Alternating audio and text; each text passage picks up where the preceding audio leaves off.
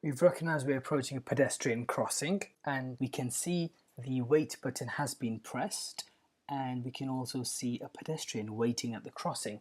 So there's a good possibility the lights may turn to red on approach. Let's take a look.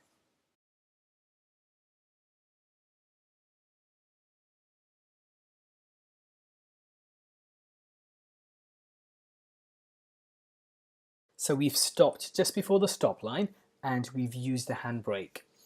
If the lights do turn back to green and the pedestrian hasn't completed the crossing, we must still stop and wait until they've completed the crossing.